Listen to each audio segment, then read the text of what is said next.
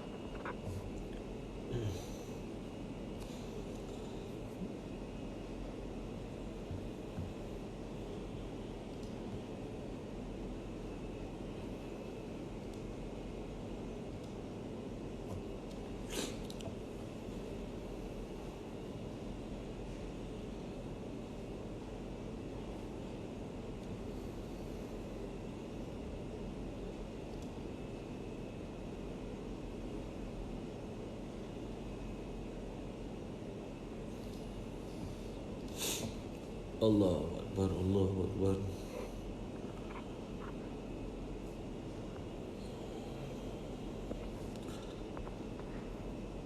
Oh, tak boleh ni ya.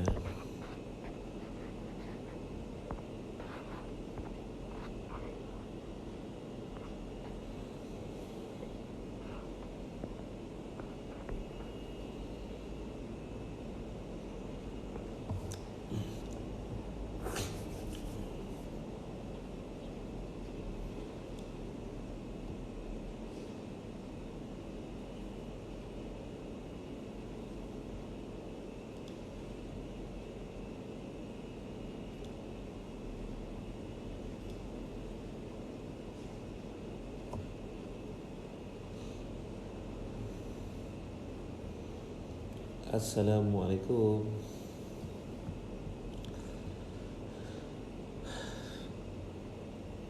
Sallallahu alaihi Muhammad. Sallallahu alaihi wasallam.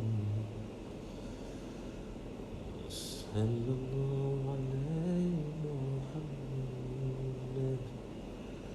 Sallallahu alaihi wasallam.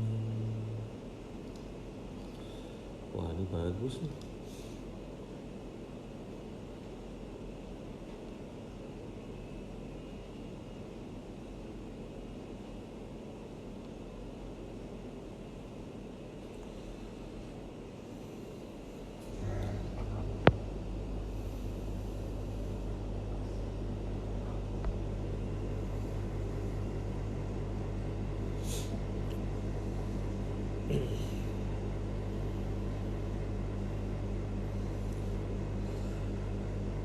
Selamat pagi.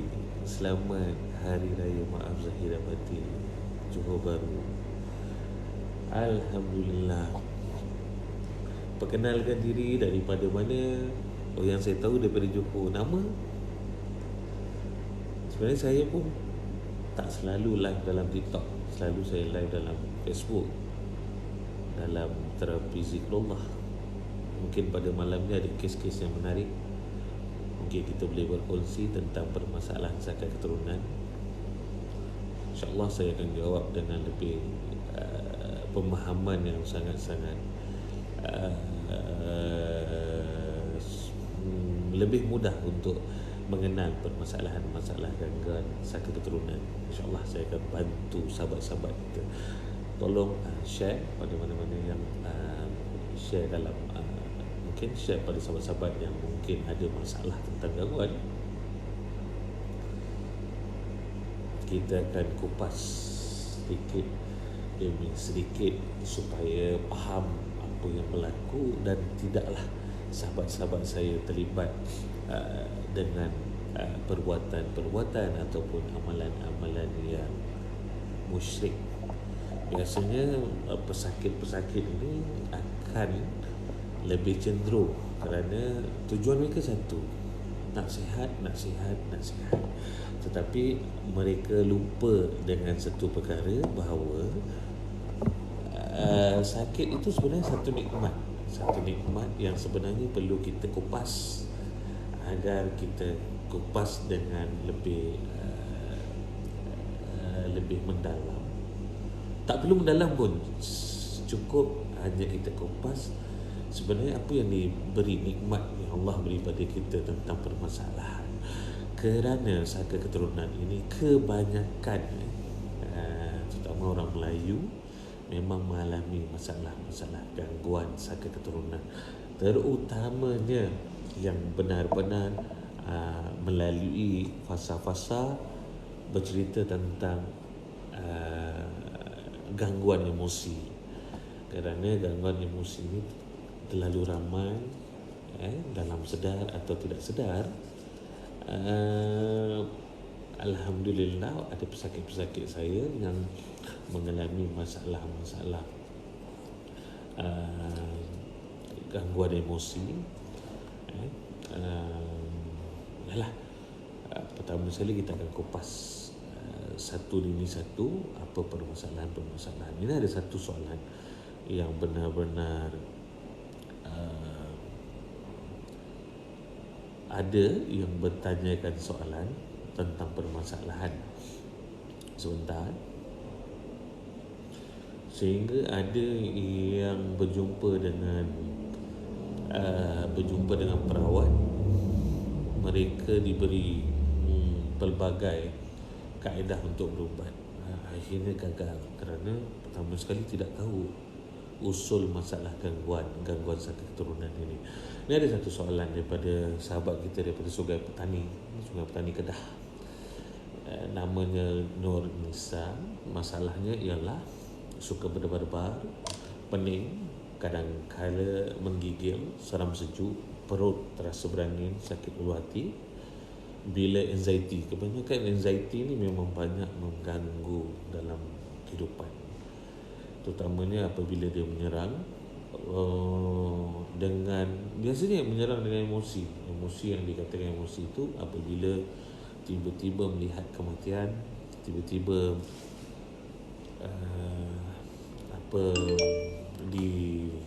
dizahirkan imagine di kematian diri sendiri, itu juga menyebabkan anxiety adalah permasalahan yang sangat-sangat berat, terutama sekali bila banyak berfikir.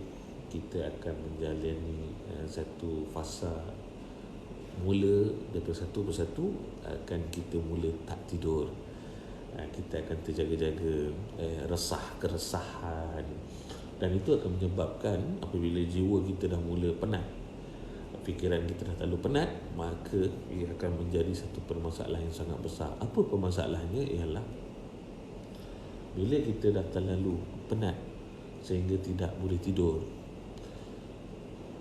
kita akan jadi kurang bermaya, memang keletihan, dan akan berfikir berbagai-bagai yang kita tak boleh nak orang kata sekat ataupun sukat, kerana itu dah menjadi lemah.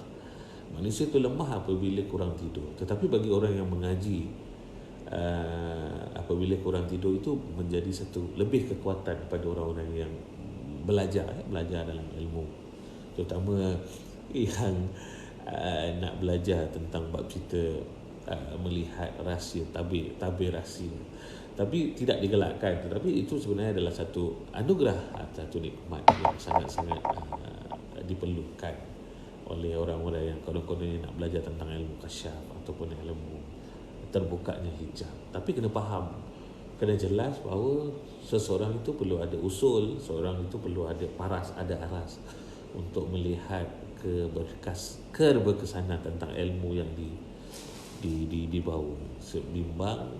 Bimbang jadi gila, Jadi gili isim tentang bab ilmu. Pada sahabat-sahabat yang ada pada malam ini, mungkin boleh ada satu persoalanan yang boleh soalan tentang bab gangguan. Soalan tentang bab gangguan saja, terutama sakit keturunan. Kita buka cerita tentang bab sakit keturunan kerana sakit keturunan ini sebenarnya banyak mempengaruhi tentang permasalahan-permasalahan.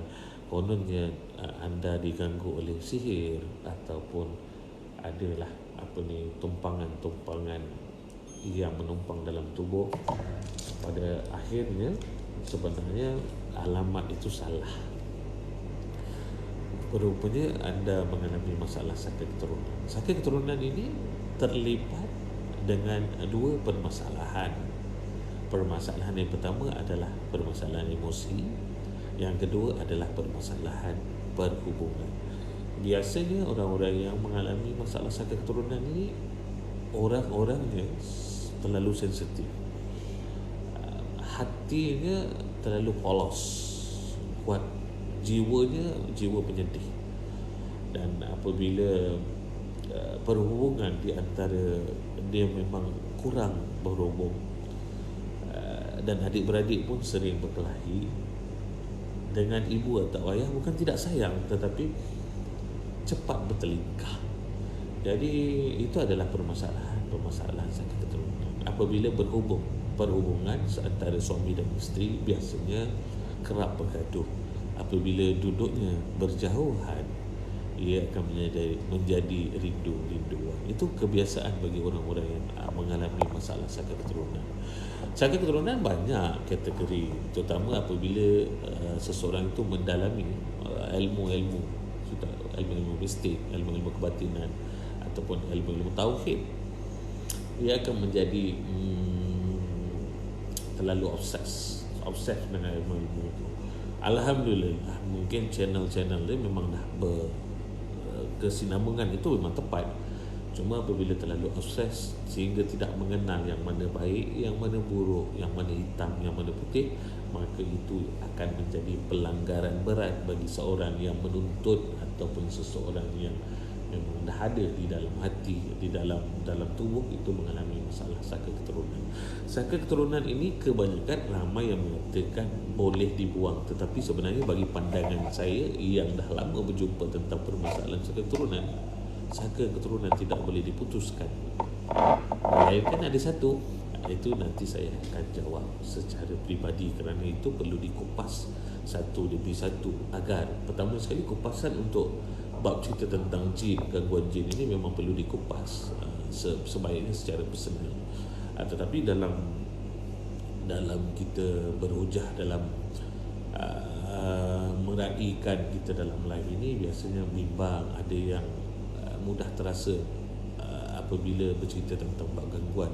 Kerana yang mengalami biasanya orang-orang yang mengalami masalah gangguan gangguan sihir, gangguan santau ataupun gangguan sakit keturunan sangat sensitif dalam bab-bab ini kerana mereka mengalami pelbagai keperitan hidup, pelbagai ujian, sehingga kan mereka ada yang tak tidur bertahun-tahun. Siapa yang boleh bertahan dalam keadaan selama itu? Kerana daripada segi pengalaman, saya memang pernah mengalami pengalaman yang begitu, sehingga dalam keluarga saya pernah diancam oleh gangguan sihir, diancam gangguan sihir dan juga gangguan sakit keturunan. Dan pada akhirnya untuk yang menyelesaikan permasalahan yang lama itu adalah sakit keturunan berbandingkan sihir. Sihir itu mudah sebenarnya untuk diuruskan. Yang paling sukar adalah sakit keturunan kerana ia sentiasa mendampingi kerana kita gagal mengawasi mengenai emosi ataupun tentang bab hati. Kerana orang-orang yang bersakit keturunan ni biasanya mengalami sensitif yang sangat-sangat tinggi, mengalami sifat-sifat dendam, sifat-sifat yang negatif, yang sangat-sangat negatif tentang bab sakit keturunan ini. Dan sakit keturunan ini boleh dipulihkan, boleh, tetapi dia akan hadir balik semula, akan datang kembali melalui perasaan kita, kerana perasaan itu yang memanggil-manggil. Apabila jiwa kita kosong, maka yang diisi dalam tubuh, diisi dalam fikiran kita adalah saka itu. Dan saka itu menyebabkan kita hilang pertimbangan daripada segi berfikir, daripada segi sifat kita, kelakuan kita, kerana ia akan membuat kita jadi amarah, kita membuat jadi kita sifat kita yang membenci tanpa perlu ada alasan. Terutama sekali daripada perhubungan adik-beradik, perhubungan suami isteri, perhubungan ibu dan ayah.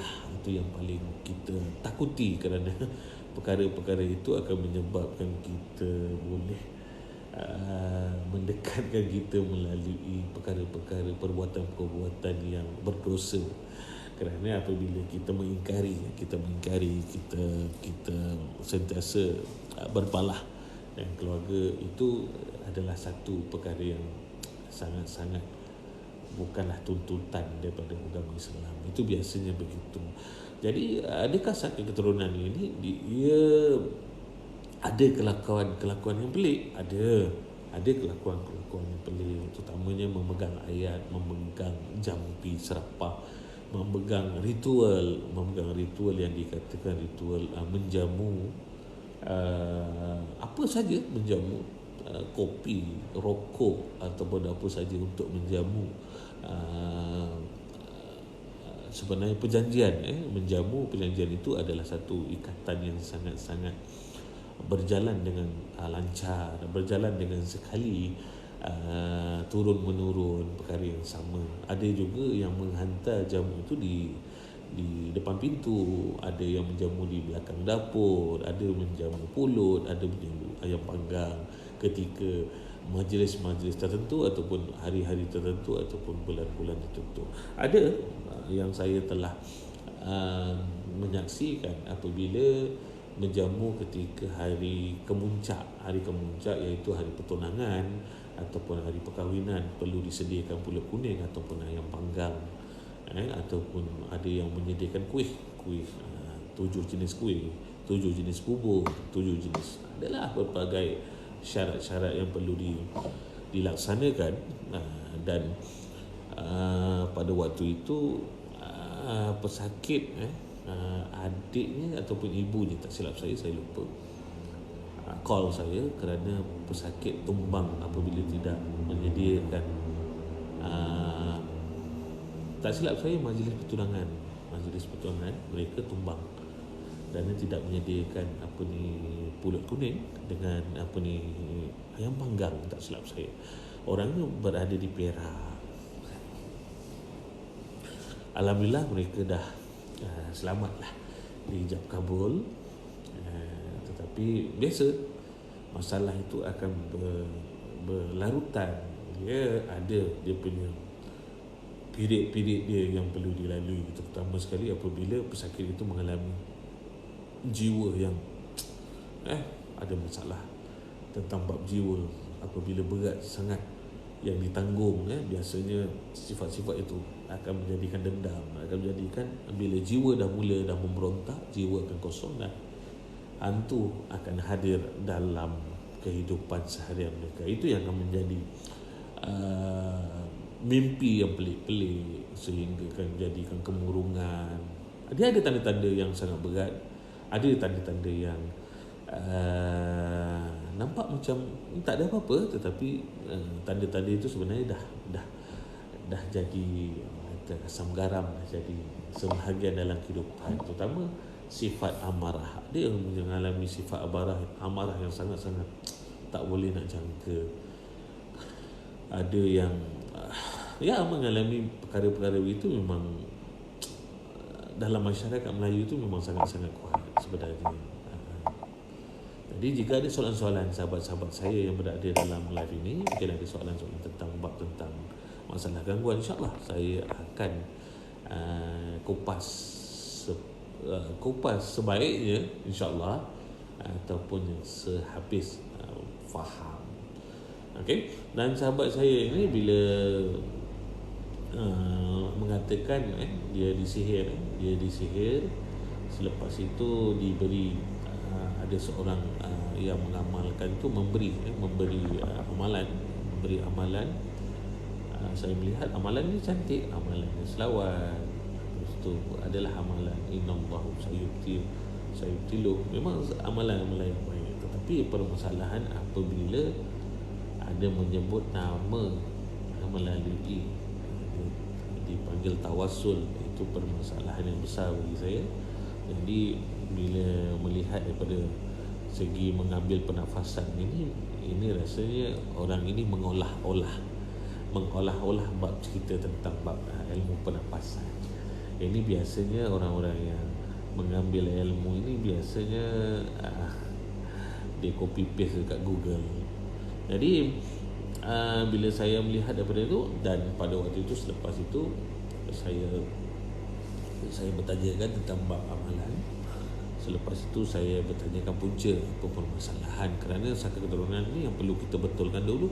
Pertama sekali etikat kita tentang keimanan kita pada Allah SWT. Apabila kita ingin beramal, kita membaca Quran ataupun kita melakukan solat-solat sunat, bukanlah untuk kita merawat diri, tetapi kita serahkan diri kita pada Allah SWT.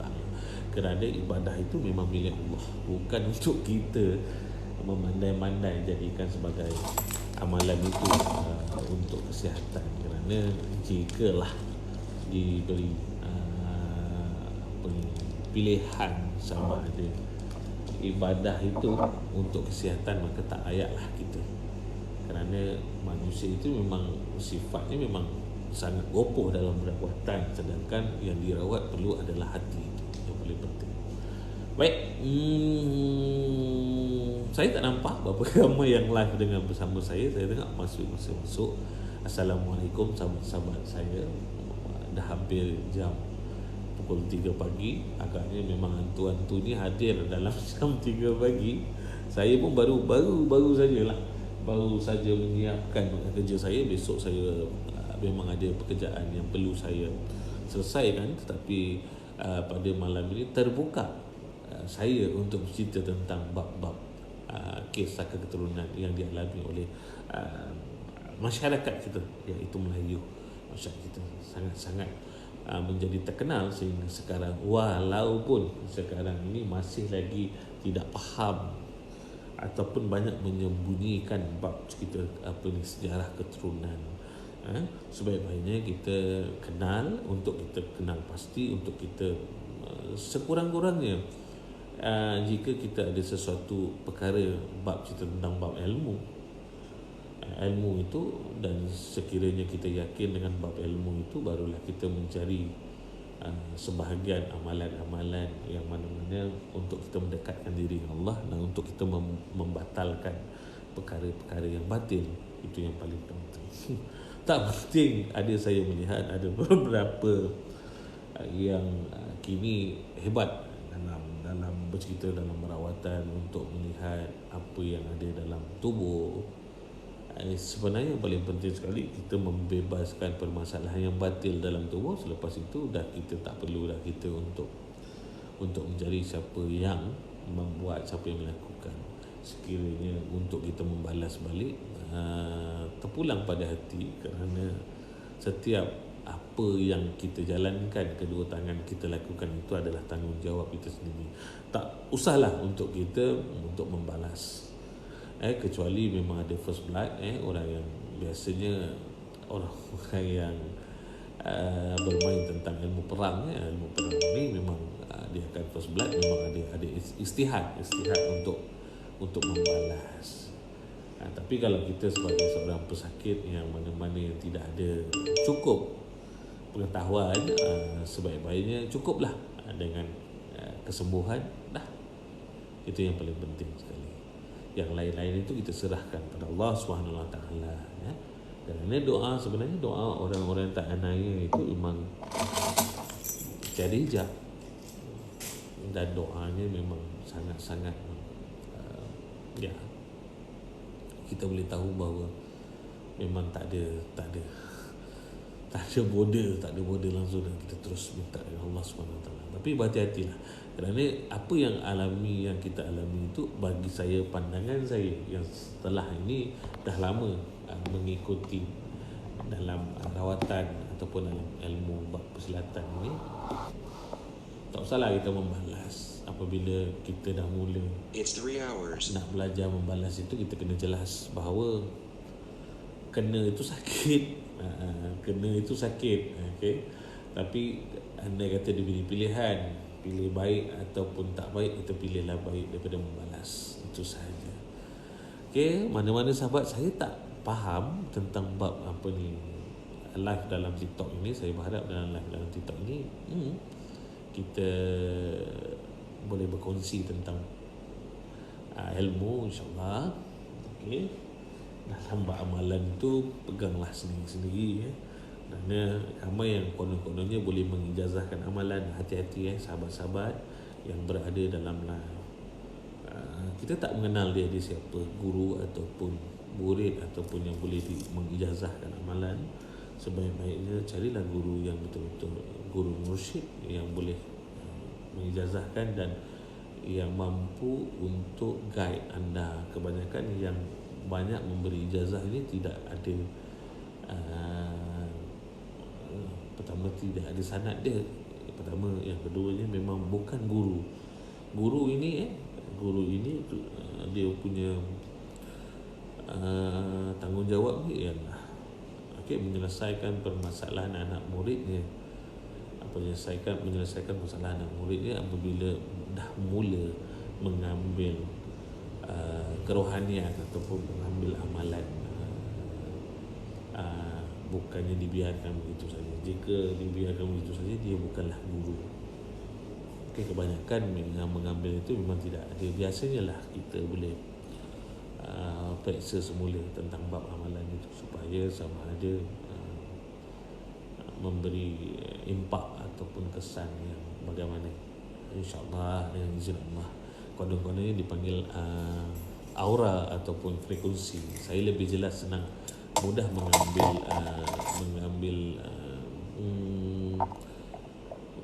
perkataan yang lebih mudah adalah medan magnet positif ataupun negatif. Biasanya orang-orang yang mengambil amalan ini kita boleh rasa ketika duduk berhadapan. Terutama sekali orang yang mengalami ada masalah gangguan yang ada di dalam live ini. Rasa itu penting sebenarnya. Rasa itu dia mewujudkan keyakinan kita. Okay? Biasanya ada orang itu mendiamkan diri kerana frekuensi itu dia jelas. Positif dan negatif itu memang wujud. Jadi apabila seseorang itu mengalami masalah gangguan terutamanya, memang akan ada berasa tidak selesa, berasa penolakan, rasa muntah, rasa pening kepala, rasa tertidur. Begitu juga saya dulu belajar dalam bab ilmu tauhid ini. Tengah mengaji antara sahabat-sahabat kita, ada yang terlena, tertidur. Jadi guru saya kata, jangan kejutkan. Dia pada waktu ini, saat ini memang dia tak layak untuk mendapat ilmu ataupun itu sebenarnya adalah satu gerak yang kita betul-betul yakin bahawa keyakinan gerak itu kita faham dan jelas bahawa memang wujud yang itu bab itu. Jadi sebenarnya sensor-sensor itu sebenarnya dah memang kita itu saya kata orang yang mengalami masalah gangguan itu sensor-sensor itu terbuka sebenarnya. Cuma mereka tidak tahu apa nikmat yang mereka dapat. Cuma mereka rasa yang mereka ada adalah musibah. Jadi musibah yang kamu rasa itu adalah musibah, maka musibahlah berterusan. Tapi kamu rasa apa yang kamu alami itu nikmat, sebenarnya itulah satu nikmat yang sangat besar untuk anda. Jadi itu saya berkongsi tentang bab sakit keturunan. Dia terbahagi kepada dua, tentang permasalahan emosi, permasalahan perhubungan. Biasanya kita boleh lihat di antara suami isteri sering bergaduh, tetapi apabila duduk berjauhan, rinduan, itu adalah permasalahan sakit keturunan. Tetapi kalau dah mula membenci yang sangat-sangat membenci, itu bukanlah sakit keturunan. Itu biasanya mungkin ada masalah pelalau ataupun sihir pelalau ataupun pelalau itu sendiri. Dan adalah beberapa yang perlu kita periksa agar pertama sekali sebenarnya tak perlu biasa. Sebenarnya yang paling penting sekali ialah mendoakan supaya baik, itu saja. Kita manusia sebagai hamba, kita paling kita ujian yang paling berat adalah apabila kita menolak bahawa doa itu segala-galanya. Kita kena pegang satu perkara, bahawa doa itu adalah satu perkara, satu metod yang mana di antara kita dengan Allah, kita minta dengan penyerahan, dengan harapan yang tak ada hijab. Jadi memang direct terus. Jadi doa itu sebenarnya yang apa yang saya pegang adalah kaedah adalah doa, kaedah doa dalam zikir, kaedah doa dalam minta harapan. Itu adalah satu kaedah. Kaedah ni terlalu banyak. Daripada segi saya dalam perjalanan persilatan sendiri, kita direct memegang pada doa, itu yang paling penting.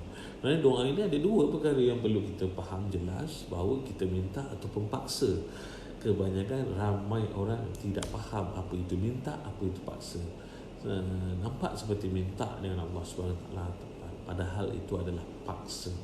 Kita kena rungkaikan balik semula dan kita kena perkemaskan balik semula. Itu yang paling penting ilmu. Dalam bab ini ramai yang mempertikaikan, tetapi sebenarnya dalam pertikaian anda itu yang menyebabkan anda tidak faham dan masalah itu bertimpa-timpa, dan sehingga menjadikan satu diri itu menjadi ego, diri itu menjadi sangat-sangat, apa yang saya katakan, apabila seorang itu ada ilmu, dia akan jadi taksub pada sesuatu bahawa diri dia adalah segala-galanya. Itu yang dikatakan daripada segi sifat bongkar, daripada segi sifat terpedaya di ilmu. Banyak itu perlu jelaskan dalam bab tentang bab gangguan. Jadi insyaAllah kepada yang sahabat-sahabat kita, mungkin ada yang boleh, ada yang membantu, kita akan live lagi mungkin. Tengok jika saya ada kelapangan, insyaAllah doakan kelapangan saya, kerana saya orang niaga. Jadi saya mungkinlah saya akan bantu sedikit demi sedikit tentang bab-bab perawatan ini. Yang paling penting sekali, kita berubat ini untuk kita sihat, untuk kita sihat untuk melakukan ataupun menjalani ibadah. Bukan untuk kita sihat, untuk kita berperang semula dengan orang yang bantai kita. Jika itu tujuan anda dah kalah sebenarnya. Anda dah tewas sebenarnya. Usah tewas untuk kali kedua. Usah gagal untuk kali kedua. Okey, jadi saya mengucapkan terima kasih dan saya mengambil kesempatan di hari yang mulia ini. Selamat Hari Raya Aidilfitri. Maaf zahir dan batin jika ada tersalah kata-kata saya, maka saya sebagai hamba yang sangat memerlukan kemaafan, keampunan dan taubat dari Allah SWT. Mohon jika ada kesilapan, saya mohon minta maaf atas ilmu yang sedikit bagi saya yang saya dapat ini. Baik, Assalamualaikum. Salam kasih sayang dari saya, salam dari perantauan, salam rindu-rinduan. Assalamualaikum. Bismillah.